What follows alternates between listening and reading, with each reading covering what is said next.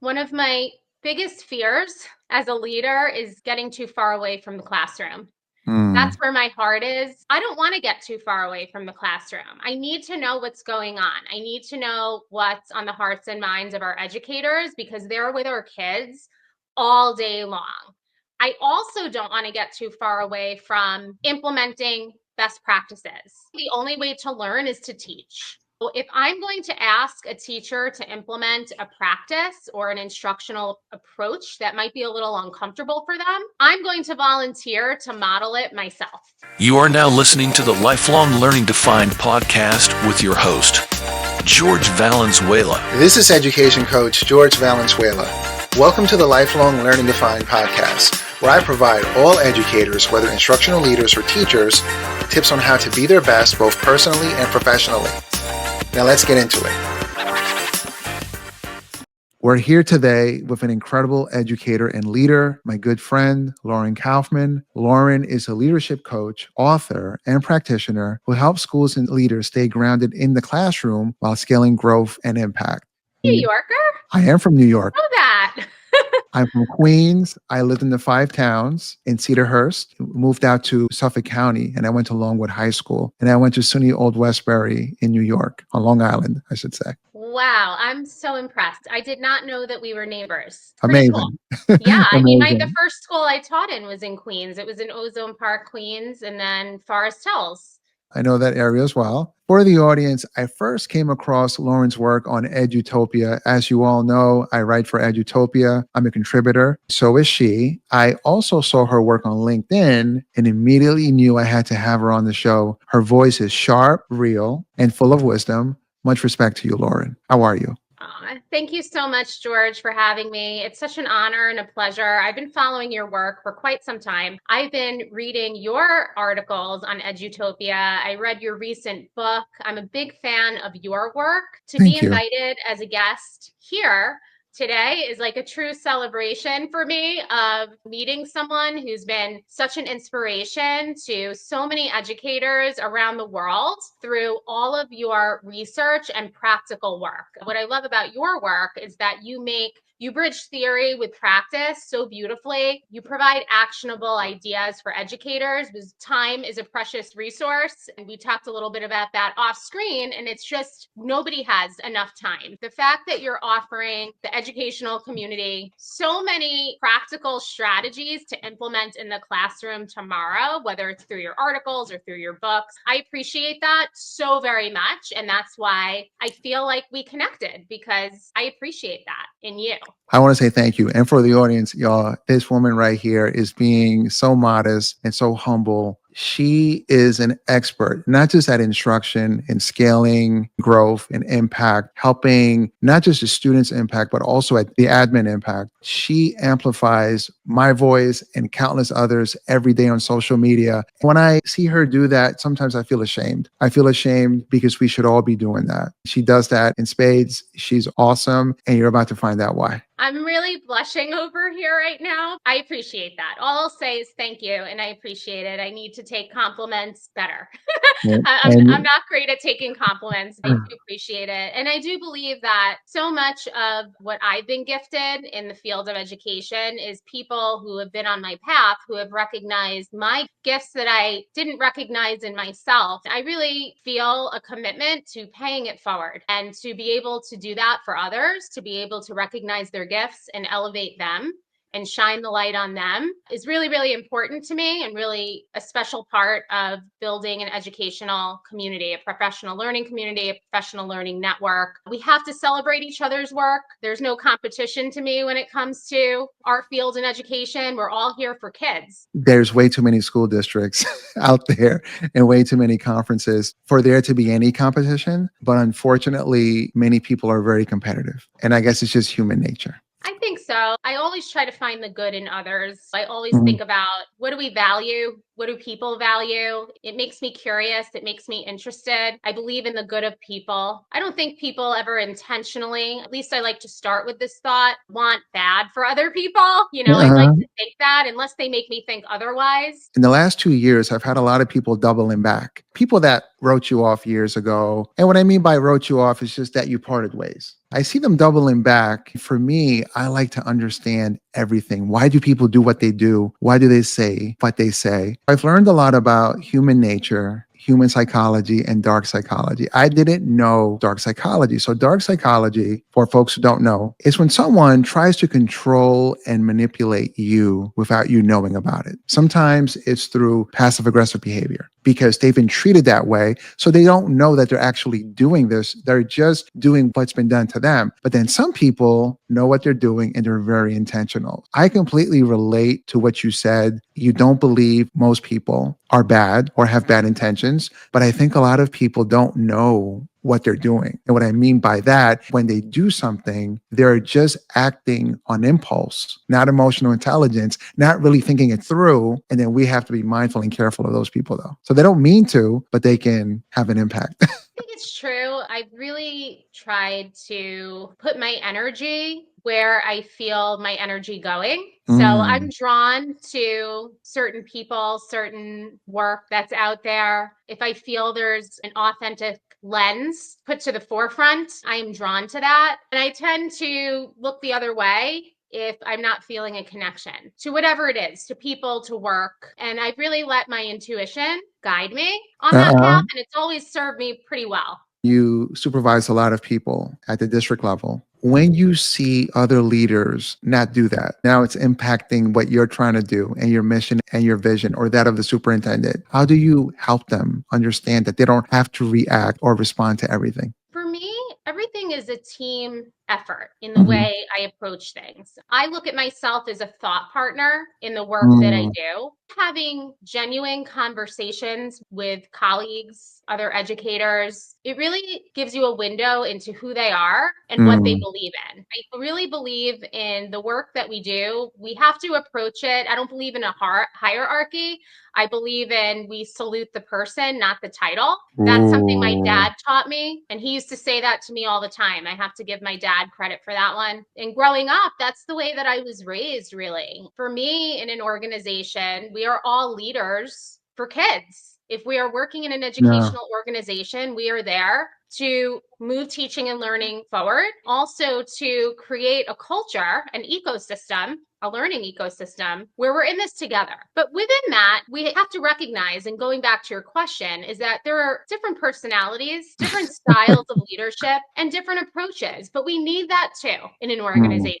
Some people are really strong at operations and management. There are some people who are really strong with curriculum and instruction and assessment. There are some people really strong with building a professional community. There are operations and management. There's so many things. I really feel, George, it's hard to teach someone to be someone they're not.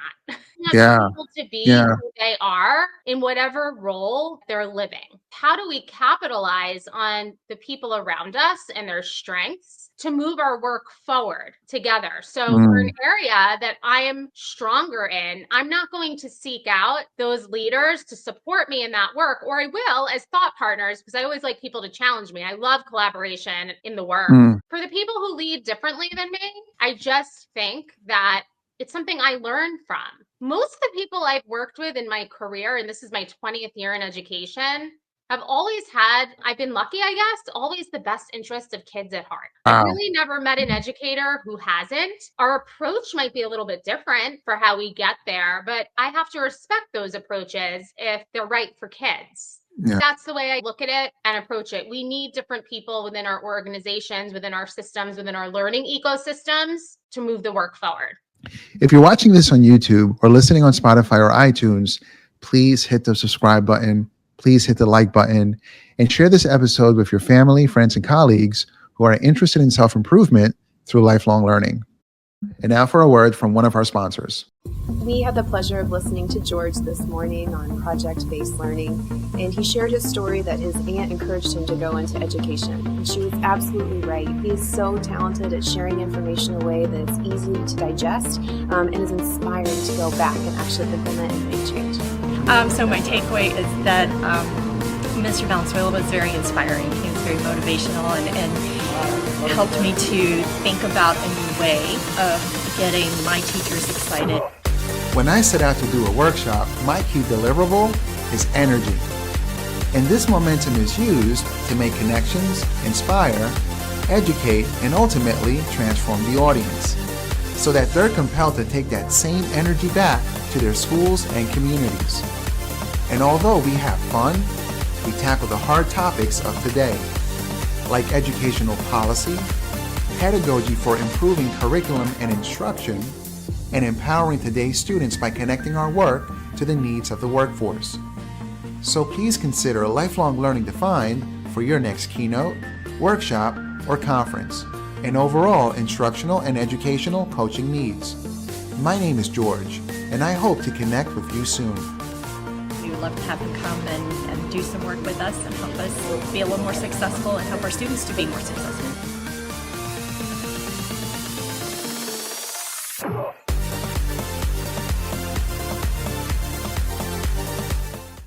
Lauren, one of your recurring themes is staying close to the classroom. As someone who leads big systems, why does that matter? One of my biggest fears as a leader is getting too far away from the classroom. That's where my heart is. I come from a family of educators. My parents are educators. My grandfather was an educator. My sister is an educator. And I'm the only administrator. I'm the only formal leader in the family. It was beautiful growing up to see former students of my parents or current students running up to them, sharing a story, or they would run into me and they would ask me a question. How's your parents? There's something especially in heart and mind about the legacy that we leave behind with kids. I don't want to get too far away from the classroom. I need to know what's going on. I need to know what's on the hearts and minds of our educators because they're with our kids all day long.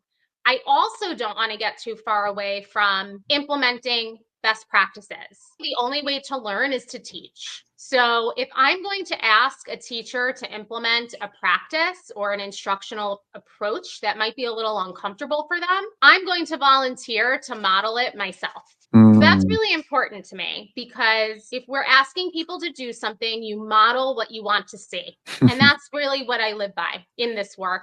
There's nothing you can add to that. I just want to echo Lauren. One of the reasons why you see me in classrooms, if you ever look at my social media, you'll see this, because the only way we can have our finger on the pulse of what teachers and students need is if we're actually visiting classrooms and seeing instruction in real time. Our teachers are the most prominent experts of their students. So we have to listen to them. We have to glean from them, learn from them. We have to collect data and then design PD or professional development as interventions. We also learn as well.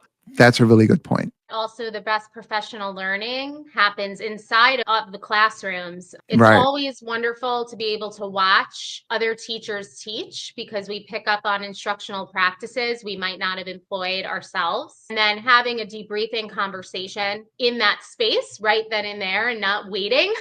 We have to seize the moment and capitalize on the moment when we see a great practice happening. Let's reflect on it. Let's talk about it. How did it impact student learning? I guess that's the coach in me. A lot of my career was in instructional coaching. So I brought that lens and a coaching mindset to a formal leadership role. I always ask myself, Lauren, what type of leader do you want to be? And my answer is always the same. It's the type of leader I always needed. It's really important to me. Teachers understand I might have an evaluative role formally, but I'm here to support you, to be a thought partner, to do our best work together. I feel like you're the female version of me. Things you're saying are really resonating because I look at my work in the same way. You write about coaching mindsets. I see this on your social media. Coaching mindsets, observations, and protocols. What's one practice you teach leaders that changes the quality of feedback and growth in a school? That's a great question. I had a new administrator with me actually just yesterday, and she was shadowing me on an observation. This is my 5th year in a formal leadership role, so it's kind of crazy to me now to think that I have become a mentor in some way for this because I feel like I'm still so new in it. I still need to be mentored in this path in leadership.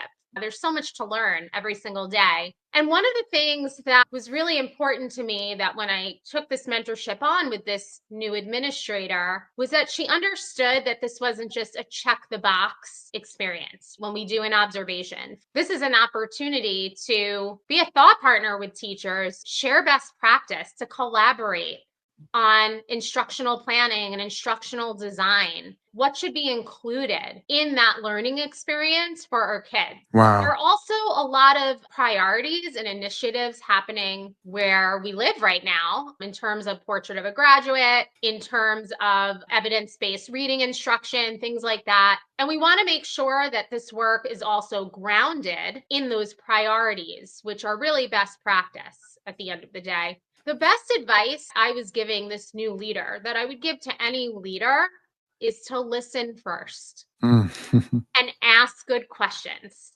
Listen to what the teachers are thinking, because we never want to assume someone is on a certain place on the continuum of learning, right? We always want to listen to them first, assess, analyze what they're saying, and then start generating some questions that are going to push their practice. Wow. So that's the first thing. During that, it's really important to start generating some questions. It's a very simple blueprint that I would tell an administrator is important. It's, what do you want students to know and be able to do? That's the PLC, right? Yeah. What are the priority standards or the power standards we're hitting? Because a lot of teachers will come to you with 10 standards. In English language arts, you can really hit 10, 20 standards sometimes in a lesson, but what is it that you're focusing on? What is the learning target to make it accessible for students? What are the learning opportunities you're presenting to the students? And what are the different pathways? And what is the assessment criteria? How will students have met the learning target? How will you assess that learning? How will you make the learning visible to the students? That's how I coach leaders to lead these types of conversations with teachers, because it's important, because we do a lot of things in a day. We might not get an opportunity with that teacher for another couple of weeks, especially when you're working on a K-12 continuum, that you want to make the most out of that time. That's quality time. You could show up every day and talk to that teacher and have very surface level conversations. But in this conversation, we're going to push their thinking, and I'm hoping that they're going to push my thinking. And why is that important for a leader to understand, to be vulnerable, to be open to learning from an educator? Because they're on the front lines. And whether the experience is favorable or unfavorable that you're having in that interaction, no matter who it's with, you're learning from it. My advice is to be a learner. Be a learner through the process. Show vulnerability. Say when you don't know something. If you don't know something, research more. Become curious. Always lead with curiosity, not with a fix-it mindset, but a curious mindset. I can tell Lauren has read Brene Brown. I can tell she probably read the PLC at Work handbook. For folks out there just starting this journey, she said a lot. You can see the wisdom and the years that she's put in honing her craft in the right way. She talked about instructional design and why is that important? It's important for teachers to understand how they're going to plan their lesson, but also how to facilitate it. It's not just standards. It's just not competencies. It's also being able to unpack those into friendly learning targets. She also talked about power standards, being able to know with a lot of clarity what you're doing each day and trying, failing forward. Having a good coach like Lauren definitely helps in that endeavor. But for the leader, being vulnerable and being honest. When I was at a district job like Lauren's, I didn't have a Lauren Kaufman. I had some directors and some superintendents, they expected you to know. And if you didn't know, they will let you know in front of everyone. It was very fear-based. There really wasn't a lot of coaching. So I love everything she said for both teachers and for leaders, is just being open to learning. As each year goes on, we get more self-efficacy for what we're doing. I also love how she talked about hitting the ground, listening instead of running. Y'all, it's so important. I see these surveys all the time where a speaker, a coach, a presenter, even a supervisor, they want to know how they did. What we should be looking at, what are the perceptions, the attitudes, and the self-efficacy of the people that we've coached about what we've done. We need to understand their intrinsic motivations, how they feel about what we're doing. Because if they don't feel really confident about it, then they won't be able to do it. I love everything you said. It was just awesome. And I just wanted to unpack a little bit for folks that may not understand. Lauren, schools are always under pressure to improve test scores, meet metrics, hit benchmarks. How should leaders balance that urgency with doing deep, meaningful work that's sustainable? The work starts with people. We are in the people business. People need to feel calm and capable and confident in the work that they do. The meaningful work can't happen unless we're in an environment to do so. And that starts with us. That starts with The leader. Leadership. Let me be clear with this too. Every day feels very different. There are some days that you're feeling successful, you're moving in that direction. And then there are some days where there are disruptors. You reflect and you say, how can I shift my thinking, or how can I make a situation better? It's not linear. Leadership, it's complicated and complex because we're dealing with so many people and so many personalities. We have to meet people where they are. That's first and foremost. I also think to drive meaningful work forward, besides having the people component, I'm a big fan of data analysis, all types of data, whether it's quantitative, qualitative. We need to look at the picture, the full picture, at the district level, the building level, the teacher level, and the student level, and really drill down to see what is it that we need to focus on as a system at all levels, because there's different types of way to look at information, and all data is information. People get scared of that word, but it's really just information that helps inform your practice, both qualitative and quantitative. You have to understand, what is your priority? What is it that you're focusing on? What is the need? What are the strengths first? We need to look through a strengths-based lens. What can we capitalize on that we're doing really well here from my data, from my observations, and from my experiences all together? It's important to paint that picture. And where are opportunities? I don't ever like to say the word weakness. Where are there opportunities to grow? We're looking through an asset-based lens. Then you want to ensure that this is where the people piece comes in. You have to get people on board with you. And that's through solid and strong communication. I like the what, why, and how model. This is what we're doing. This is why we're doing it. And this is how we're going to get there. When you're with people and you're working towards a common goal, people always like to know, what am I doing and why am I doing it? In every conversation, even in emails, in professional learning experiences that I'm facilitating, I always start with the purpose. Why are we here today? What are we doing? And why are we doing this? And then everyone's going to feel, my hope is that everyone feels that they can walk away with something tangible, a plan that they can implement tomorrow. And that might look a little bit different for each educator, depending on where they are in that continuum of learning. That's exactly right. Lauren, you emphasize tools and relational trust. What's one move a leader can make to repair or deepen trust in their classroom, in their school, or team when it's been broken? Small moves make a big impact. I don't think it has to be a big move to change a situation or to build trust. Trust takes a long time to build anyway. I'm going to go back to questioning again to understand and to learn more. In any conversation I have with educators or colleagues, I try to make them see, I'm having this conversation because I care about you and I care about the work that we do. Sometimes mistrust comes from miscommunication. I find that a lot too, or no communication. And I'm guilty of this too. I'm very guilty of this. I can make up my own stories in my head. I can take a situation and I could start saying, oh, this must have happened because of X. And I start going down this rabbit hole of making this whole story up about how this person reacted and why they reacted this way. When it comes down to it, it's like none of it even happened. I just made it up in my head. So I think going right to the source. It takes a lot of self-awareness to say everything you just said. Were you taught that as a kid, or at some point in your journey, did you realize I have to be more self-aware than this? I just made this whole story up in my head and it didn't even happen. As I'm asking you this, someone sent me a text. And the text, I felt like it was a brush off. Part of me is like, not responding or saying no worries, but maybe they're just busy. You don't know. I mean, you make up your own story. You really don't know until you ask sometimes. But you asked me, where did I learn this? My mom sent me a picture the other day of my dad holding me when I was a baby. And I looked very serious and very pensive in the picture. I was just staring at my dad, looking really serious. Like you could see I was in deep thought, even as a child. Not much has changed, George. Since I was a little girl, I'm a big introvert at heart, which might be hard to imagine because I'm sitting here talking to you right now. You're on all day. I totally get that. Yeah, at heart, I'm a big introvert. I'm super reflective.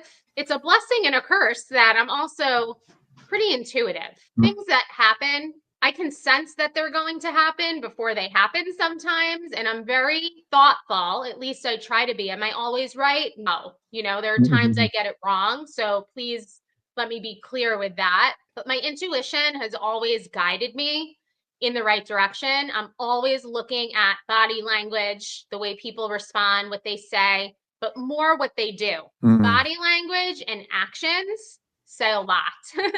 That's something that's always been innate, but it's also evolved as I've matured, as I become more experienced as an educator, as a leader. That is a practice that is just innate. We want to be responsive and meet people where they are and not reactive, because when we react based on emotion, not everything requires an emotion. Not everything requires a reaction or an immediate response. So I wish I would have known that 5 years ago. If you're watching this on YouTube or listening on Spotify or iTunes, please hit the subscribe button. Please hit the like button and share this episode with your family, friends, and colleagues who are interested in self-improvement through lifelong learning. And now for a word from one of our sponsors. We have a lot of teachers that have come from non-traditional pathways, especially in the past few years. Interactions, expectations is really the first step. All of my teachers, raise your right hand and please repeat after me. I promise that I will speak positivity into my students. All of my administrators, all my directors, all my principals, all my coordinators, raise your hands, please, your right hand, and repeat after me. I promise that I will speak positivity into my faculty and staff.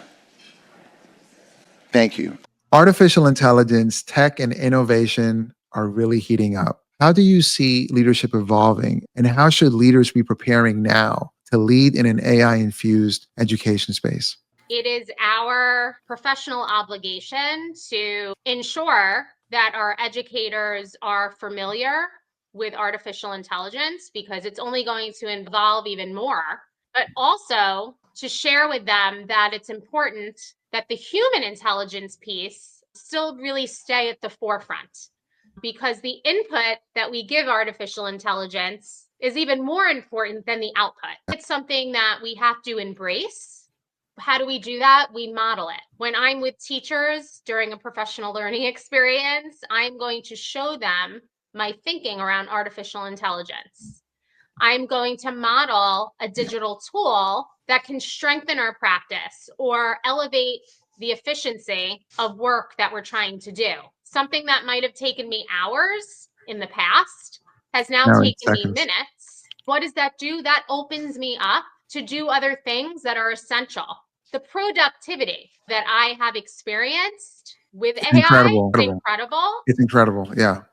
But it does not replace us as humans. It's funny, ChatGPT now is on 5, and I'm hearing in December there's a new version coming out, and it's going to be insane. You're exactly right. Modeling is critical. One of the things I do is, in my framework, the very first step is just to tailor your AI. So if you're using ChatGPT, like I just show them, hey, it doesn't have to replace student thinking. You can actually personalize it and tell it how to provide you information. For me, and I always model it, I like it research-based, faith-based, stoic, no sugarcoating, to the point, and always let me use my own voice. For kids, it can be something very similar. Please explain very difficult concepts step by step. Don't replace my voice. Let me think things through, but show me what my blind spots are. We have to meet educators where they are. We have to celebrate when somebody is dipping their toes into the AI world. That's a celebration if they are maybe just going on a platform and clicking around and maybe Right. creating a rubric or creating a goal for a student. Getting comfortable in that space yourself, it's going to be really, really hard to expose our students to that with intentionality and with care if you're not feeling confident yourself. Just similar to the work we do with kids, we differentiate our instruction. We have to do the same for adults. Adult learners, it's even harder for adult learners because it's so hard to unlearn things we've always known, or it's hard What a to great open up point. a world. People fear it, they get scared. Think about our smartphones. Kids with technology, they just pick up a smartphone, they start playing around with it. They're in an app, a new app, and all they have to do is touch a few buttons and they're there. Some Mm. adults, they're like, okay, I need the step-by-step directions for how do I access this app? Now, what do I do next? I don't want to do anything wrong. If I fiddle around with this, will it get me to the wrong place? Where kids are just kind of like, oh, let me see what happens. Let me see what happens. And what's going to happen? What's the worst that can happen? Look, we don't want a virus, right, on our phone, or we don't want to see crazy things popping up on our phone either It's in our all they know. algorithms. Right. It's all But young people know is how to be fearless. yeah, that's Yeah. exactly. Adults are more conditioned to want to do the right thing and want to follow all the steps. And it's scary for some to take those types of risks. We have to recognize that too. Even the small jump into AI or technology, generally speaking, if someone's doing one thing they didn't do before, that's a celebration to me. That's a great mindset. Yeah. Teachers and leaders alike often talk about burnout, moral injury, and feeling stretched thin. How do you recharge? What advice would you give listeners? You have to do what makes you happy. Mm. Think about your core, what puts you at peace, makes your nervous system calm down. And that might be different for everyone. I know for me, it's all I envision on my drive home is to do my workout. That's usually a walk with my weighted vest. I just got a weighted vest. I'm loving it. Some strength training in there. That walk is everything because it's my me time. It's my time to unwind. It's my time to throw a little neuroscience in here. All day, you're in focus mode. You're consuming information, consuming, listening, trying to solve problems, try to recognize potential problems or obstacles that might get in the way. When you get home, you ever notice when you're on a walk, when you're on a drive, you start going into diffuse mode? You're not in Right. focus mode Right. anymore. You don't have to consume more information, but now's the time you start connecting all the dots of what happened today, right? You Exactly. start thinking Right. about what happened today. Oh, and how does that connect to what that person said last week? Interesting things start popping into your mind when you're given that time to calm down your nervous system, to decompress, to have some peace. And that looks different. For some people, it's paintings. For some people, it's listening to music or watching a favorite TV series. For me, it's also writing. I write to reflect on my learning. I write every single week. And when I don't write, I start getting jittery. I start getting nervous. That's part of my practice, like a workout to me. Right. If I miss it, it's upsetting to me because I feel Mm. like I haven't been able to get out my thoughts and my ideas, and then I haven't been able to share them with others. And that's something that's disruptive to me and my Mm. process for what it means to find peace. To somebody else, George, that could feel really anxiety provoking, the thought of writing. We have to think about what makes us happy, what calms us, what brings us peace. And whatever that may be, that's what you should do. And you should commit to that and try your hardest. Maybe it can't happen every day because schedules are different every day, but as much as you possibly can. Because if you can't take care of yourself, it's very hard to take care of others. What a perfect way to end this show. Lauren, let's put this up to God. How can people contact you to bring you to their district, conference, or event? Go to my website. It's laurenmkaufman.com. You can find my email on there, on social media at Lauren M. Kaufman. I'm always happy to connect with educators, to talk shop. It's been a true blessing to be able to connect with so many people over the course of my career. I would love to take a moment to thank your listeners, to thank you, George, to thank educators who are out there doing this important work, inspiring and impacting the young minds and hearts who are going to be thriving in the world of tomorrow and in the future. And thank you for all you do. I appreciate you very much. That's it for this episode. Until next time, this is the Lifelong Learning Defined podcast. Whether you're a teacher or administrator, you lead by walking alongside your students and your staff. You teach them what to do, you model for them. Let's say you're in a situation where you don't know what to do and you bring in a coach or a resource, you learn alongside them. Okay? Does that make sense? Okay. Now, the second thing is this. Give your people feedback, not pushback. Whoever you push back on, whether physically or verbally, they're going to do it right back immediately. And if they're intimidated by our position, our status, they're going to do it behind our backs and ruin our programs. My guy.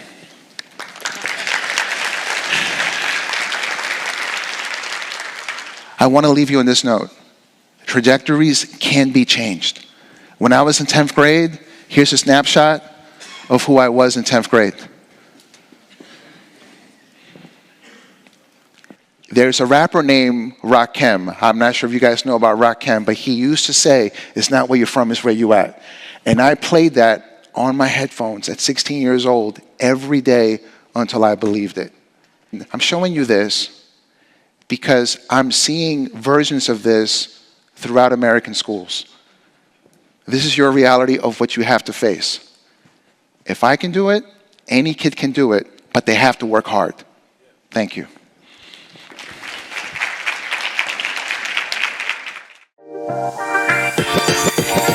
Thank you for listening to the Lifelong Learning Defined podcast with George Valenzuela.